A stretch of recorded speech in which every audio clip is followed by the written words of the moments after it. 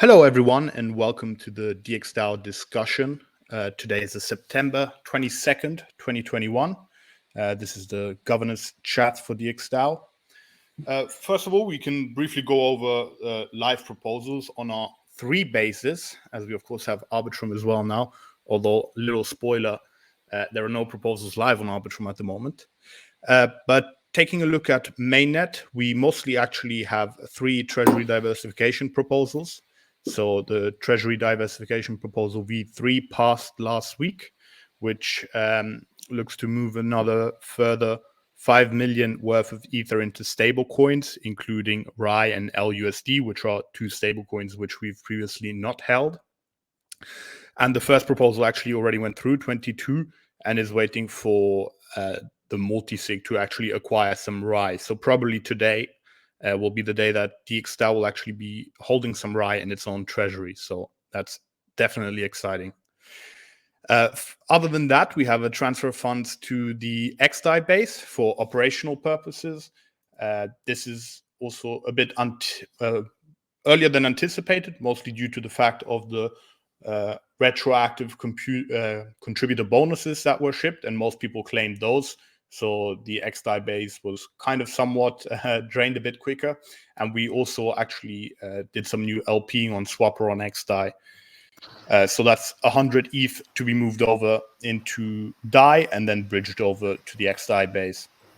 And that's actually all we have on mainnet currently. And XDAI is also not looking, there's not much more traffic there. We have two worker proposals, one from Zed and one from Boris Block. And the other proposal, which is actually live on both networks, is the extension of the DXD buyback program for another 1 million. So this would be the second renewal, so to speak. So the original buyback proposal was for 1 million, which was filled. We then had the first renewal proposal, which was for a further $1 million US, and where we're currently sitting about at $30,000 shy of those 2 million. But we still have some funds in the relayer, which will be passing an order through pretty soon. We had an issue there where actually the price of DXD exceeded the minimum amount we expect to receive back for our orders, given the increase in price of both DXD and Ether. So we actually had one multi-call buyback order fail, so we'll be resubmitting that. And then starting from probably tomorrow, also starting to submit the new proposals, which will be happening on XDAI as with the previous one, as currently we're only able to really do them on XDAI. And yeah, Chris, I'm not sure if you wanted to mention anything else about the buybacks, but I think that's already everything in terms of proposals currently live. Yeah, just I think as you said, the extension proposal, I think it will pass like Friday night or Saturday morning late East Coast time. And I think the plan we were talking about, Dave, is I think we're going to try to submit proposals before that will only execute and pass after that extension proposal goes through. So that's why I said that we'll probably be submitting in the next day or two, and we'll start that process, kind of the daily process next week.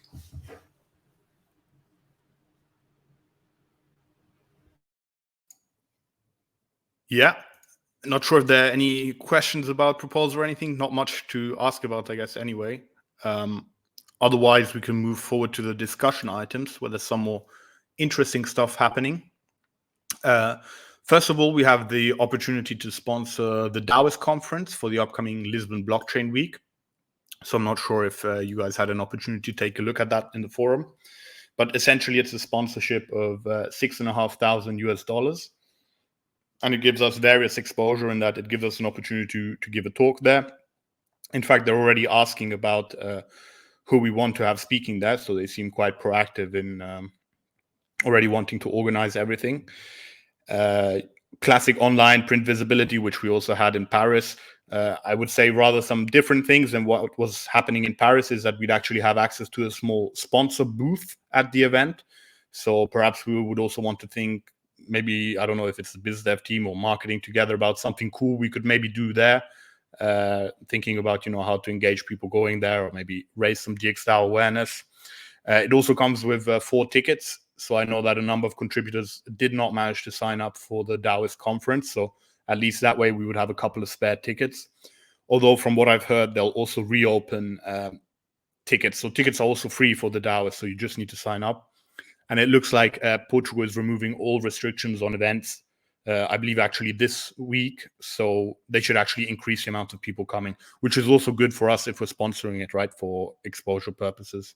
Then they have some other elements in there. And one of the other big things is actually that we would kind of be co-sponsoring also the after party. So we'd be helping organize that together with two other projects, which is Bring Trade and Witnet, which is a Oracle platform. And the idea there being to, do some cool stuff for the after party. They already have a venue, but kind of like the whole planning behind that still has to happen. And I think it'd also be great to have a couple of more creative DXDAO contributors than me jump on a call with the Taoist team to kind of explore what could be done at the party, etc. Some cool ways to get some exposure, some giveaway. I know there's also been a swag call happening over the past hour. So I briefly took a peek at that, and there's also some swag being prepared to give out, not only at the after party, but throughout the whole week. So, already moving into the right direction, I would say. And not sure if anyone had any feedback or questions about the Taoist sponsorship or how you guys are feeling about it. I just wanted to say that I think that this is a really great opportunity for us. Like, in addition to bringing exposure to DXDAO, I really think that this sponsorship will really aid in our efforts to build our DAO to DAO relationship. Sky's been really talking about this a lot, but just to kind of, echo what he's been saying, I think this would be a really great opportunity to meet others who are in other DAOs and then just build our relationship and voice within the DAO community.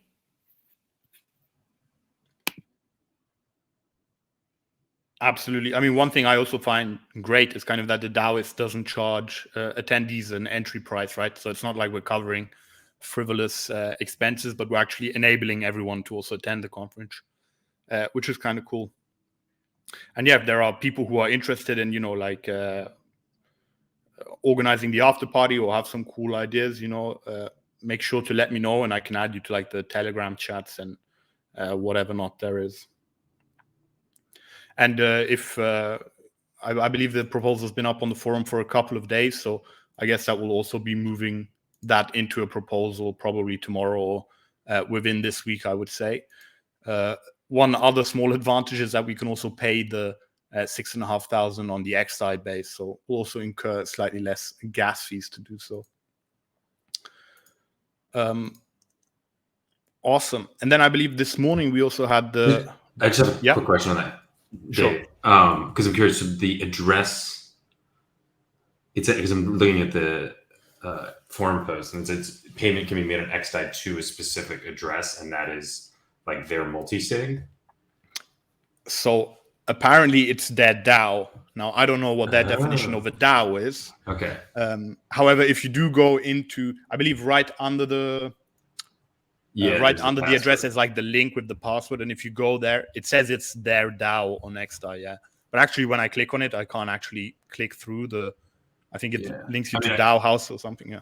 That's kind of, I'm not exactly sure how it works, but I guess I was just thinking this whole process is also a good example of like, I guess the ideal way that we'd like to do some type of sponsorship like this, because it's actually a proposal coming from DXDAO that's going straight to the sponsor themselves or the organizer themselves. I think like in a perfect world, that's how we can do all of these, because I think it kind of highlights the process, the governance process. Absolutely. And technologically wise, we should be able to send from DAO to DAO Dxd, right? We don't need a relay or a multi-sig in the middle, right? Yeah, that should work. I believe it's they have like a Taoist minion, which is like kind of a sub vault in Collectivo, which is like Luke and Felipe's company DAO. And so eventually, actually, the idea was for the Taoists, and this hasn't happened yet, but like all the participants that sponsor and participate in the DAOist, actually with the money that's gathered and to give everyone governance, like DAOist becomes community owned and actually becomes a DAO. And so I think eventually, like, yeah, it will be a DAO of DAOs, and so, or a DAO of companies and DAOs. And so DXDAO, whether we use the actual DAO or potentially we could theoretically have like a Moloch DAO base as well.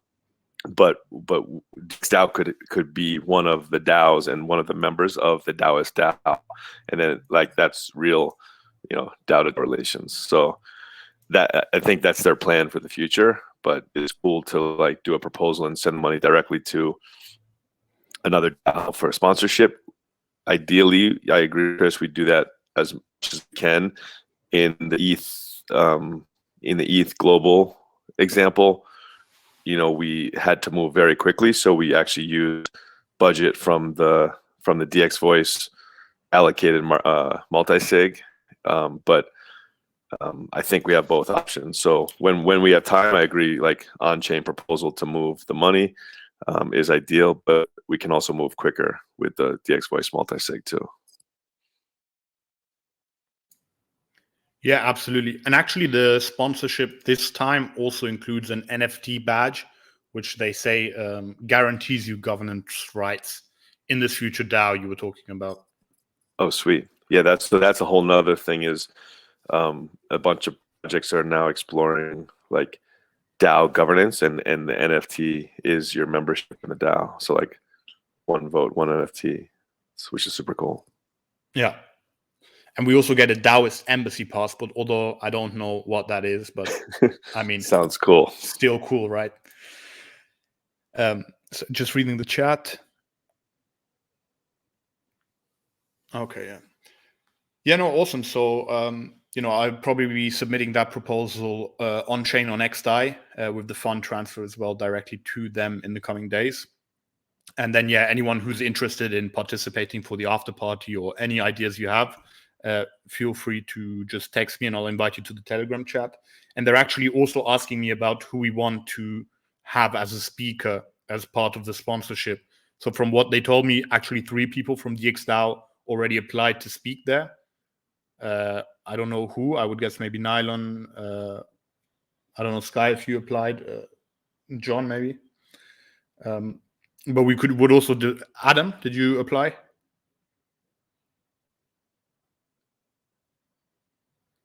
Okay, so Nylon, yeah. But we could also then decide one of these talks. I guess we can guarantee it through the sponsorship, while the others would probably go through the traditional approval they have for talks.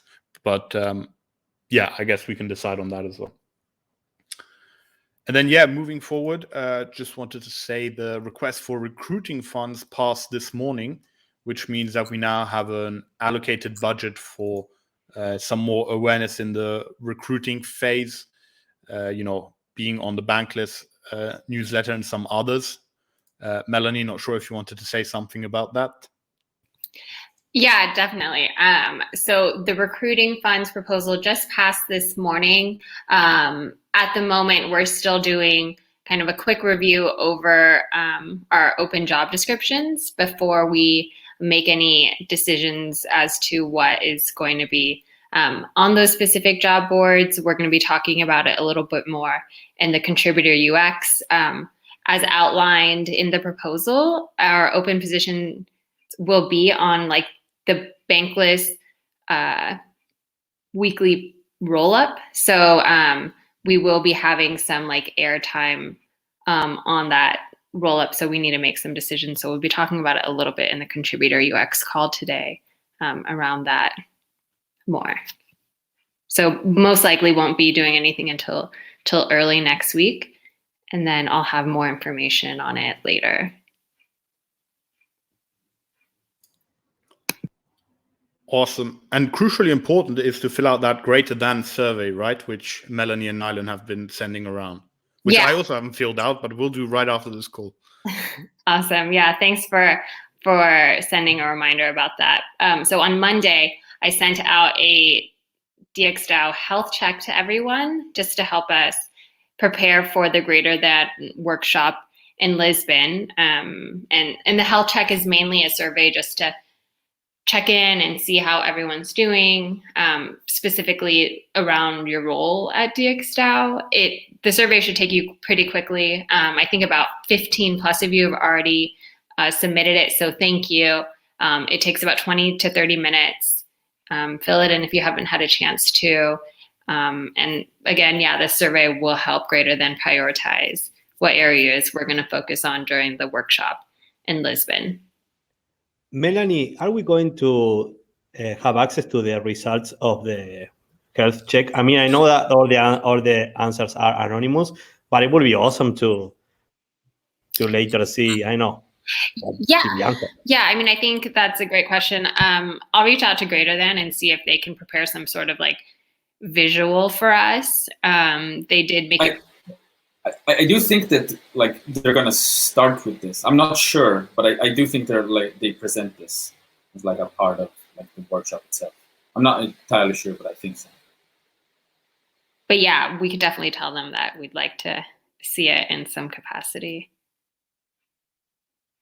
And I've been getting really great feedback about the kind of the questions that were on the survey. So thanks everyone for being so open and honest about how you felt about it.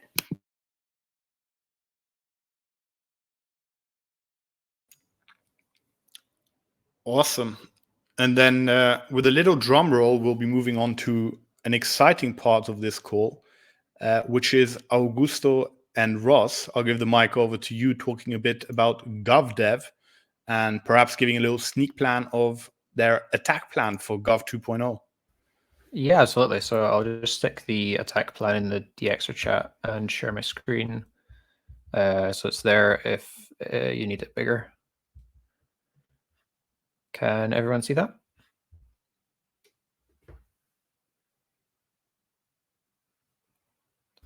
Looks fine on my side. Okay, cool. Awesome. So the idea with the Gov 2.0 attack plan is obviously, as its name suggests, mostly around governance 2.0. Also, yeah, thanks Seth for the template. This is obviously looks very similar to the, oh, that's a weird noise, to the swapper ones. Stole that from Seth. Yeah, so I guess I'll walk through it a wee bit. It's been split up into the mainly governance 2.0 features, as well as any additional features we're adding. Yeah, and it's been split into phases that I'll walk through just now. So a bit bigger there. Yeah, so phase one is kind of going to be obviously the first thing we're going to start working on, essentially as of this week. The main governance 2.0 work there is related to just starting to further the transition into moving mainnet and XDAI, more weird laughs, mainnet and XDAI into the same status that Arbitrum is essentially currently in, using only the DXD voting machine. So the other features as well, obviously guilds have become a big priority for us. With Swapper, so we're currently, Swapper's kind of had a realization that they might be able to use Snapshot also, as a sort of stepping stone before we go to straight up proper governance with the guilds. So there's a wee bit of work to do on that, but we're hoping to get some designs from Zets, which we can also reuse the components of for the UI and DXvote and kill two birds with one stone. In addition, over the work next month or two, phase one will probably take up. There'll be some UX improvements as well. I'll probably be working with a few of you to get some feedback on that. That's more weird noises. And Dxd Investing Contracts, since the anniversary of a lot of people's proposals are coming around, that's something we have on a high priority also. So phase two is kind of just finishing off this transition from mainnet and XDAI going into, or well, trying to axe Alchemy essentially. So once we finish phase two, we should be able to shut down Alchemy. We won't need to use it anymore.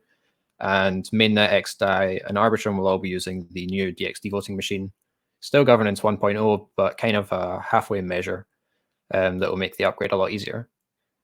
So along with that, we've also got some more UI redesigns, as well as advanced guild features. Payable and signed votes are something that Augusto has planned also that will sort of alleviate some of the issues we have currently with voting on mainnet. So hopefully we can get people voting on mainnet again. And the advanced guild features is something me and Augusto were talking about last night. He's kind of got a plan for using signed voting, so essentially so that we can compete with something like Snapshot, but in a decentralized way. So more to come on that later. Thank you. And then phase 3, essentially this cutoff here going into phase 3 is when we're starting to think seriously about actually upgrading into governance 2.0. So we'll be deploying the DXD voting machine, starting testing it, getting the UI to support it. It shouldn't be a lot of technical work. Just generally, the work for governance 2.0 is not a lot of development. It's mostly sort of coordinating and deploying the right smart contracts. Along with that, we've got signed votes, which would also help alleviate some of the stresses that gas causes on mainnet, so we can get some more activity over there. Yeah, and then phase 4, not super planned out just now, but this is essentially all the wrapping up and just all the preparation we need to do for a full governance 2.0 release. At that point, we can migrate all the schemes over to using the new voting machine, and that'll be us. We'll be in governance 2.0. Augusto, do you want to add some stuff about how we're transitioning? No, I just wanted to clarify that all the smart contracts that we are going to use on the wallet scheme, permission registry, all these new smart contracts that were added on this DXgov stack that reuses on the background of this ARC or DAO stack infrastructure, we are using right now on Arbitrum. So we have like we can call it like on phase 2. We are on phase 2 on Arbitrum, right? Where we have the wallet schemes, permission registry, all those features. And what we are going to do in the first 2 phases is a lot of management, or making sure that we are going to increase gradually, moving from from DAO stack Alchemy to DXvote in the first 2 phases. So the phase 1, we are going to test schemes that are going to have access to funds that they are going to be in the schemes itself, in mainnet and Xi. And these schemes will only be usable on DXvote. And then on phase 2, we are going to have all the schemes that are going to be usable on DXvote only. So this is mainly it. And then phase 3 and phase 4, they're going to include the DXD voting machine 2.0. This is the only smart contract that hopefully we are going to need to change to adapt our technical needs to the governance 2.0 requirements. And that's it. A lot of management, mostly, to making sure that we are going to deploy the schemes, make sure that we are going to be testing everything, that it is easy to be used. And the other features, they are more technical, like the guilds, MVP, the signing, the payable, the signer votes. So yeah, that's it. We are everything that we are using on Arbitrum is DXvote compatible, and the idea on the first 2 phases is to bring that stack to mainnet and Xi. Yeah, so I might try and rework this roadmap a bit to show a sort of separation here where we've axed Alchemy completely. Yeah, anyone got any questions? Yeah, maybe like a milestone, like independence or something. Yeah, like Independence Day. Yeah. I just wanted to say that it's interesting because we started talking about DXvote kind of this time last year when I proposed it, and then we started to work on it. And now a year after, we have like a proper roadmap. More or less at this time last year, we had the governance 2.0 requirements. We were having the governance 2.0 calls.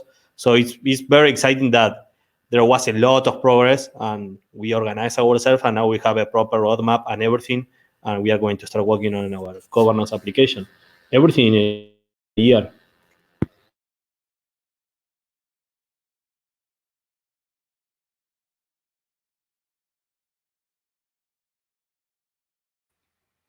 Cool, yeah. We also now have a full team. Essentially, the last merge to master had, I think, 4 contributors.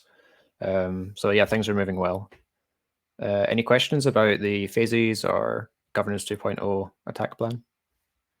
I was just wondering, do you have some plans on like strategy, like how are we going to make maybe other projects use this, or is that maybe happening after? Do you have some plans regarding that? Yeah, I think currently it's not a super high priority, but we're kind of building things with the ethos of being open source and being as generic as possible. So the first priority is still going to be our use of governance 2.0, of course. But for example, the guilds are going to be super generic in the way that they work. And there's, even in its current implementation, there's nothing that makes it super tied to us. I think in theory, anyone would be able to fork it. And how hard would it be, like if someone wanted to set up their own contracts, like deploy everything? Currently, maybe difficult, but I'm sure we could look into writing some guide on that in the future. And yeah, as we develop, we'll keep it in mind. I don't know, Augusto, if you have anything you want to add on that. Yeah, we want other projects to fork it and to follow the DXgov structure. So the idea later will be to make it easy to fork, right? Yeah. That will be the goal. So, I mean, at least from the guild perspective, I wanted the other projects to also have their guild inside of DXgov. So Swapper have chosen to keep their guild outside of Swapper DApp and inside of DXgov DApp. That, at least from my view, the design I'm gonna do is it's gonna be a view where it's similar to what Snapshot is doing, where you see multiple dApps and then you choose one dApp and then you see that guild. We basically will start with our internal products, but I don't see why we would deny anyone else to create their own guild inside of DXgov. Is there a reason why we would say no? Probably not. It'd be kind of limited in what they could build potentially. And maybe a better solution for them would be at some point forking and creating their own. But if we wanted to have external applications, I don't think there's anything stopping us from doing that if we're going to make it generic enough anyways. Yeah, as Augusto said, if they pay us, that could be a good monetization model. Yeah. But yeah, the idea of the guilds is, I think Zet will presumably have some more to show us in the future about the design, but something similar to Snapshot, where it's very generic and we can expand it pretty simply. Yeah. So yeah, I mean, from my point of view, it's like we create this for ourselves first, and then if we see potential of others wanting to use this, I would say it would be smart from us to not make everyone else fork us. I mean, forking is good if they're gonna keep on working on it. We can use the same features, but isn't it better if they work on our like if they collab with us instead? I don't know who they are, but anyway, just like deploying this. I would say deploying the same contracts and using the same base, and then like base of contracts, and then anyone could sort of like build their own tweaks and modules and apps or whatever. Yeah, this is kind of what like Gnosis Safe is banking on with like Zodiac. Yeah, we could have the opportunity in the future to split it off as its own app to compete with Snapshot, but I think that's further down the line of potential products for us. Yeah, because at that point, having it linked to DXvote then wouldn't make much sense if we have a bunch of external tokens linked to it. Also, yeah, it's certainly something we could look at. About forkability and collaboration and open source, what happens here, it's an example of open source. I mean, we kind of fork the Alchemy, the DAO stack infrastructure, and we improve it based on our needs. It's sad that now DAO stack is no more, right? That they have their, I think they stopped working, but if they were to continue, they would have been able to adapt, everything that we did and incorporate it in their stack and use, for example, the wallet scheme, permission registry, the new body machines. So they would have been able to absorb all the things that we did and integrate it on their open source stack. So now, well, that stack is not working anymore, but in case they were, they would have been able to do that. So this is how open source works, and this is how maybe it happens to us in the future. Maybe we are fork and someone came up with something better, and we are going to be able to integrate it and to add a feature over us. I would say, I don't know, maybe I'm overestimating us, but I would say we are most likely going furthest with governance right now, especially with our governance 2.0 plan. I think people are looking at us and wanting to trust us with the governance. And if anyone would like to use DXvote, they would let us maintain it, let us take care of it, and they would create their DAO through it and not by themselves. This is a prediction I have. I'm not sure if this is true, but I would say, yeah. This is the most likely outcome, right? Like if you can give someone like a different DAO, or like a different community, you can give them, hi, these are the contracts. We can help you deploy it. You use your own token, for staking or whatever. So I think that could go a long way in terms of creating a community around this project or product. And then we can later think about, how to allow additional things. Yeah.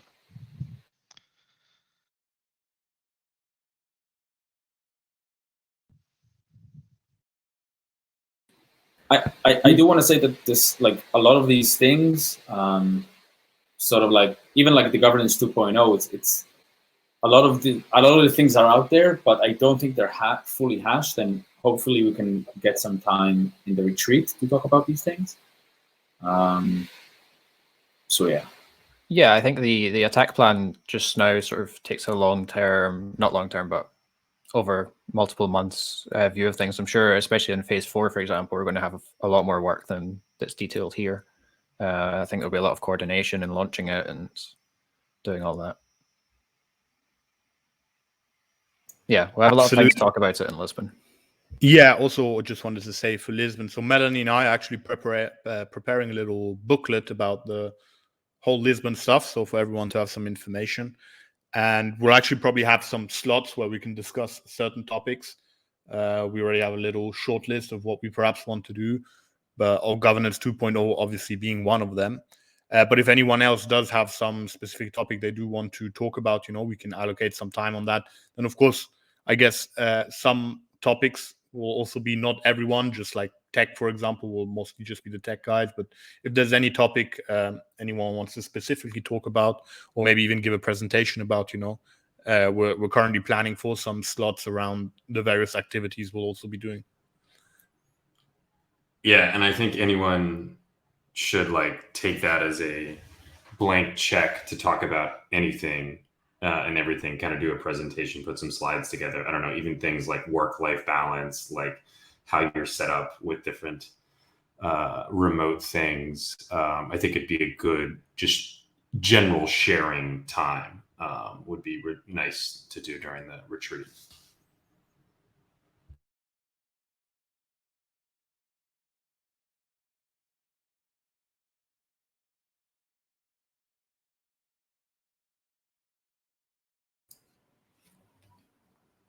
Yeah, and I hope everyone's excited for Lisbon. It's coming up quicker than expected. It's like 2 weeks away, I believe, right? So, anyone already packed their bags?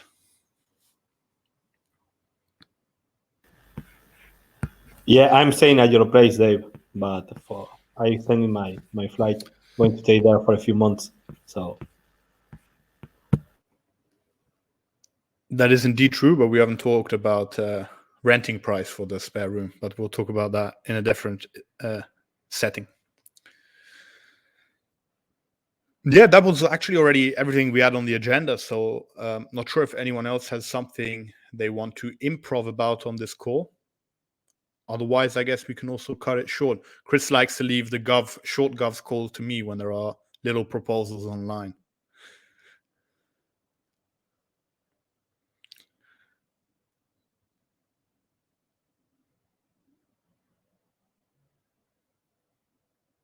Fabulous. Well, we can definitely see what was the most exciting part of this call. It was discovering the new Jitsi features.